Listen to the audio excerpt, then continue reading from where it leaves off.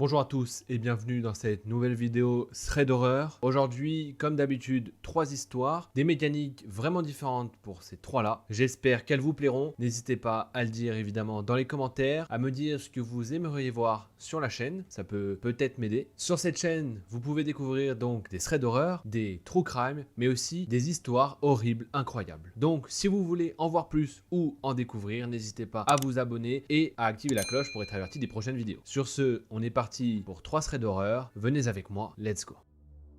La première histoire, c'est l'histoire de Solène. Solène nous explique qu'elle a une vie plutôt compliquée, surtout au niveau psychologique. Elle se sent très mal à l'école, elle se sent mal dans sa vie, mal dans sa peau de manière générale. Et voilà qu'elle se retrouve à l'hôpital suite à une tentative de suicide. Bon, le début de l'histoire de Solène n'est pas très joyeuse, mais ça ne va pas s'arrêter là. Elle est donc à l'hôpital, les médecins prennent bien soin d'elle, elle voit une aide psychologique pour savoir pourquoi elle a fait cette tentative de suicide évidemment. Et une nuit, pendant qu'elle dort, elle est réveillée par un infirmier qui vient pour lui changer sa transfusion. À ce moment-là, il la pique 2 ou 3 fois, mais sans jamais réussir à toucher une veine. Solène lui demande gentiment s'il peut essayer du coup ailleurs ou sur l'autre bras, mais il lui répond simplement non et il continue à essayer de trouver la veine dans son bras. Et le plus dérangeant dans tout ça, c'est que pendant qu'il fait ça, il agite l'aiguille sous sa peau en disant que c'est pour trouver sa veine. Autant vous dire que Solène, elle a vraiment mal, elle ne dit rien parce qu'elle est totalement shootée un peu par le fait que c'est la nuit, shootée par ses médicaments et elle comprend pas trop ce qui se passe. Mais l'infirmier est toujours là, il continue à lui planter son aiguille et à trifouiller son bras avec l'aiguille comme s'il y prenait du plaisir.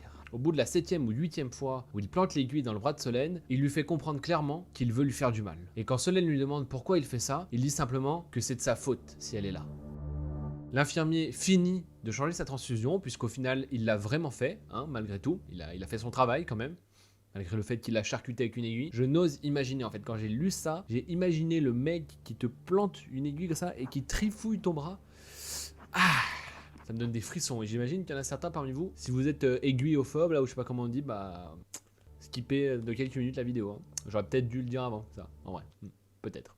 Bref, le lendemain, une infirmière vient lui enlever son intraveineuse et elle est totalement horrifiée de voir déjà l'état du bras de Solène, mais aussi, surtout, la taille de l'aiguille que l'infirmier de nuit a utilisée pour son bras. Elle dit même que c'est la première fois qu'elle voit une aiguille aussi grosse utilisée sur un être vivant. Bref, Solène a fini par sortir de l'hôpital, de se remettre de ses envies de mettre fin à ses jours, et elle explique que quand elle en parle encore aujourd'hui, les gens l'ignorent un peu ou ne la croient pas, mais que pourtant pour elle c'était vraiment terrifiant d'être seule, de ne pas vraiment comprendre ce qui se passe, d'être vraiment impuissant et d'avoir cette personne-là qui vous plante avec l'aiguille de manière intentionnelle et qui en plus la secoue sous votre peau.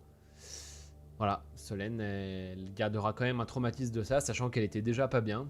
Ouais, comme quoi méfiez-vous de tout le monde, La deuxième histoire, c'est l'histoire de Manon, et pour nous mettre dans le contexte, elle nous explique qu'elle habite dans un quartier plutôt difficile, qu'elle a l'habitude que des hommes viennent l'accoster pour lui proposer directement des relations sexuelles, comme ça, sans filtre. Et ce jour-là, elle était habillée en jupe et en collant, donc voilà, elle explique que ça peut peut-être justifier ce qui va se passer, etc. Bon, en tout cas, peu importe ce qui se passe dans cette histoire, celui qui commente pour dire que vu comment elle est habillée, elle le mérite, il dégage, merci. C'est ciao. Ça c'était un peu trop inspiré de Squeezie, ça va encore me retomber dessus, on va me dire que je fais pareil que lui, mais bon, si vous voulez, il est dans mon esprit, et c'est moi le trait d'horreur en fait. Bref, donc Manon est habillée, comme je l'ai dit plus tôt, elle dit que peut-être ça vient de ça, elle habite dans son quartier difficile, mais elle explique qu'elle s'est souvent sortie de situations justement difficiles, et du coup ça la rendait un petit peu sûre d'elle, peut-être même trop sûre d'elle justement. Un jour comme un autre, alors qu'elle rentre chez elle et qu'elle est à peu près à mi-chemin de chez elle, elle voit qu'une camionnette commence à la suivre. Bon, comme je le disais, Manon, elle s'inquiète pas du tout, parce qu'en fait, c'est totalement habituel là où elle habite. Manon change de quartier,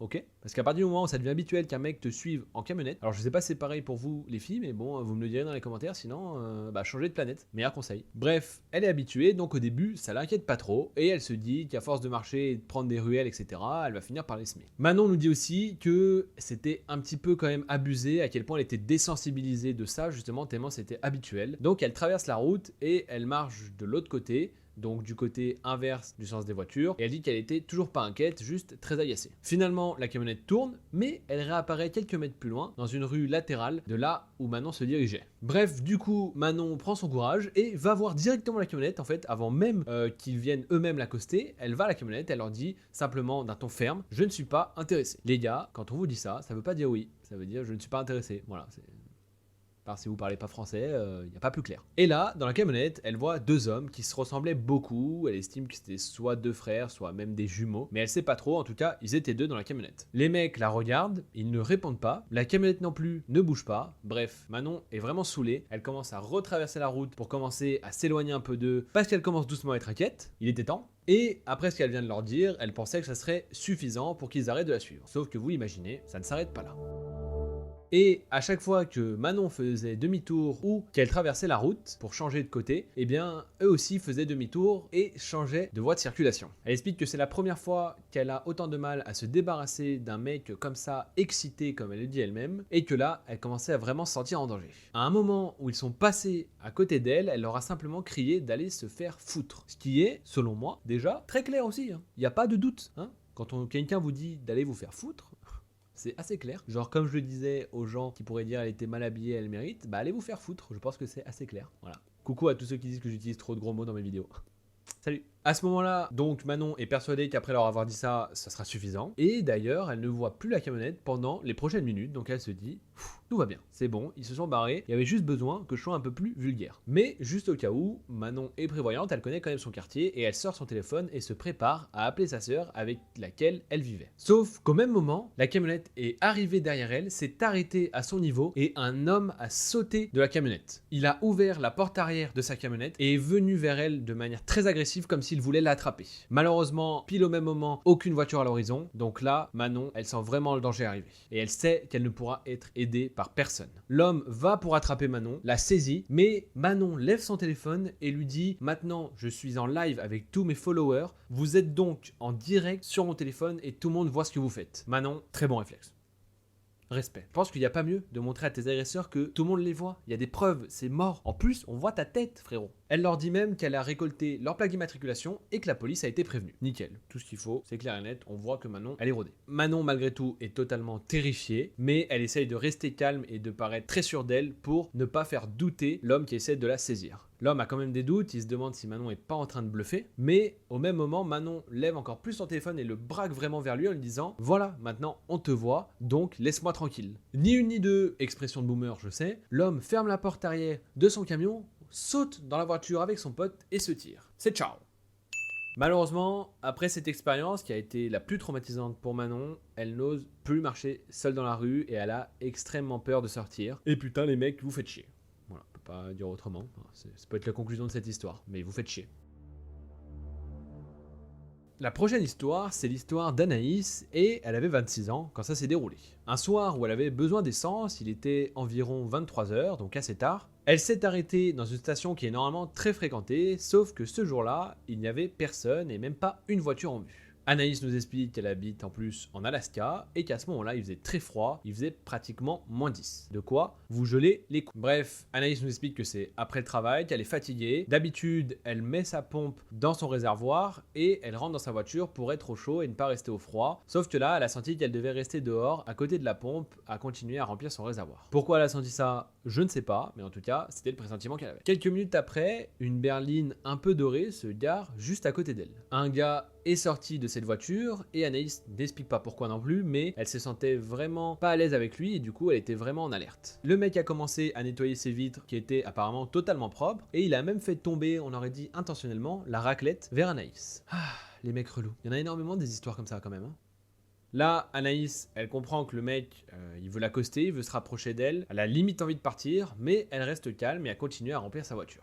L'homme, après avoir ramassé sa raclette et en se relevant, demande à Anaïs s'il veut bien l'aider à mettre du produit à essuie-glace dans sa voiture puisqu'apparemment, il ne sait pas comment ouvrir le capot de sa propre voiture. Anaïs rigole et elle dit qu'elle ne sait pas non plus comment faire, même si en réalité, elle sait très bien comment faire, mais elle préfère lui dire non. Mais malgré ce refus, l'homme continue à se rapprocher d'elle physiquement et à essayer de trouver des excuses pour la faire venir vers sa voiture. Il lui a même dit si elle pouvait ramasser quelque chose sous son siège parce que apparemment lui était trop grand pour atteindre cette chose qui était tombée.